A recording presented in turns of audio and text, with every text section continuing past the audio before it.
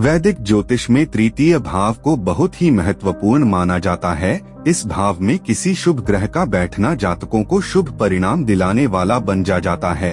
तृतीय भाव को ज्योतिष में क्यों इतना महत्व दिया गया है, इस पर हम इस वीडियो के जरिए बताने वाले हैं। इसके साथ ही अन्य कई पहलू हैं जिनके बारे में हम विस्तार से जानकारी देने जा रहे हैं। तो आइए जानते हैं तृतीय भाव के बारे में। वैदिक ज्योतिष में तृतीय भाव कुंडली में तीसरा घर संचार, यात्रा, भाई बहन, मानसिक बुद्धिमत्ता, आदतों, रुचियों और झुकाव को नियंत्रित करता है। सब कुछ जैसे कि आप अपने आप को शब्दों और कार्यों के माध्यम से, इंटरनेट और अपने गैजेट्स के माध्यम से, आभासी संचार के माध्यम से व्यक्त करते हैं। दूसरा घर सभी से संबंधित है। हमारे मूल्य, दूसरा घर हमें कुछ हितों का पता लगाने के लिए नेतृत्व करते हैं। हमारे पास मौजूद मूल्यों के आधार पर वे चीजें होंगी जो हम करना पसंद करते हैं। लेकिन साथ ही जैसे जैसे हम बड़े होते हैं और विकसित होते हैं, हम नए हितों और चीजों के प्रति आकर्षित होंगे।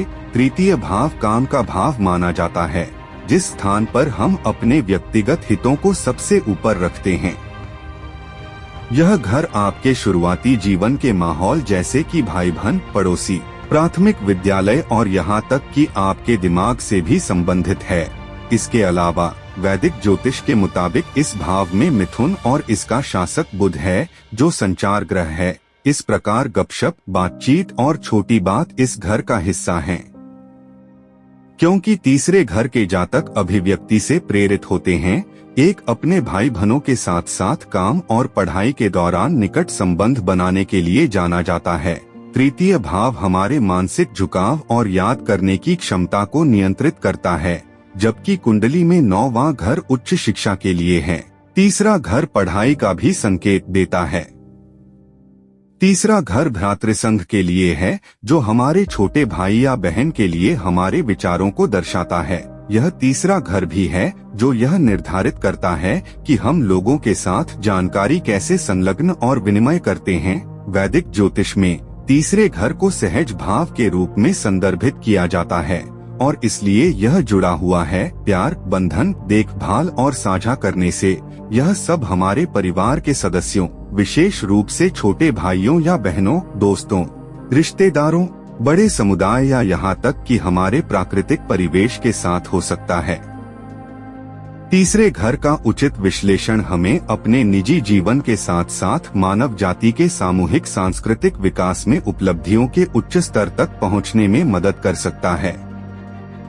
संक्षेप में कुंडली के तृतीय भाव की बुनियादी बातें। वैदिक नाम तृतीय भाव, सहज भाव, प्राकृतिक स्वामी ग्रह और राशि, बुध और मिथुन, शरीर के संबद्ध अंग, गर्दन, हाथ, कंधे, कॉलर बोन, ऊपरी छाती, कान, श्वास नलिका और हाथ। तृतीय भाव के संबंध भाई बहन, सहकर्मी और अन्य व्यक्तिगत साथी जैसे साथी छात्र, साथी प्रबंधक। तृतीय भाव की गतिविधियां, लेखन, खेल, एथलेटिक्स, मौजमस्ती और उत्तेजक गतिविधियां, हमारे व्यक्तिगत हितों का पीछा करना और सीखने के शुरुआती चरण। कुंडली के तृतीय भाव में विभिन्न ग्रहों के प्रभाव। तृतीय भाव में सूर्य, इस घर में सूर्य ग्रह के होने से जातक का संचार के विभिन्न रूपों पर ध्यान केंद्रित करने की संभावना है। आप यात्रा करने के शौकीन होंगे और लोगों के संपर्क में रहने से आपको आत्मविश्वास और जीवन में रुचि बनी रहती है। आप स्वशिक्षित और अत्यधिक कुशल भी होंगे और अपने कार्यों के फल से जुड़े रहेंगे। ज्ञान और अध्ययन आपके लिए बहुत महत्व रखते हैं और आप इसे दूसरों के साथ साझा करने में विश्वास करते हैं। तृतीय भाव में चंद्रमा, चंद्र ग्रह, जो रचनात्मकता और प्रवृत्ति से संबंधित है, आपको स्वाभाविक रूप से कल्पनाशील, सहज और ग्रहणशील बना देगा। यह आपकी इच्छाओं के लिए बहुत अधिक भावनात्मक लगाव लाता है। आप महान मध्यस्थ बनाते हैं क्योंकि आप भावनात्मक और दूसरे की भावनाओं के प्रति ग्रहणशील हैं। आप अपने भाई बहनों से भी काफी लगाव रखते हैं। तृतीय भाव में बृहस्पति, जब बृहस्पति ग्रह तृतीय भाव में हो तो आपकी मानसिक क्षमताओं में वृद्धि होगी। सहज होने से आप भी स्वाभाविक रूप से आएंगे। आपके पास नई जानकारी को जल्दी से प्राप्त करने और चीजों को आसानी से काम करने की क्षमता होगी। इस घर में बृहस्पति की उपस्थिति आपकी प्रारंभिक शिक्षा के लिए भी लाभदायक साबित होगी। आपके अपने भाई बहनों, परिवार, पड़ोसियों और संघों के साथ सौहार्दपूर्ण संबंध होंगे। तृतीय भाव में शुक्र, कुंडली में तीसरे घर में शुक्र ग्रह का होना आप संचार के सभी क्षेत्रों में अपनी अभिव्यक्ति पाएंगे, चाहे वह लिखित हो या मौखिक हो। आप चीजों और रिश्तों को सामंजस्यपूर्ण और अव्यवस्था मुक्त रखना पसंद करते हैं और आप जीवन को सुचारू रखने के लिए टकराव और तर्कों से बचते हुए ऐसा करते हैं। हालांकि आपको पता होना चाहिए कि कब बोलना है और अपने लिए लड़ना है। तृतीय भाव में मंगल, कुंडली तीसरे घर में मंगल ग्रह जोश के साथ अपने हितों का पालन करने के लिए साहस, शक्ति और ऊर्जा का संकेत देता है। आप कई लोगों के लिए प्रेरणा स्रोत बन सकते हैं। इसके अलावा आप मानसिक रूप से काफी सतर्क, सक्रिय और ऊर्जावान हैं और इन विचारों को सही दिशा में प्रसारित करना चाहिए। मंगल की ऊर्जा आपको लापरवाह निर्णय लेने के लिए प्रेरित कर सकती है, जो बाद में हानिकारक हो सकती है। भाई बहनों और अन्य साथियों के साथ समस्या होने की संभावना है। तृतीय भाव में बुध, कुंडली तीसरे घर में रहने वाला बुध ग्रह आपको एक कुशल संचारक बना देगा।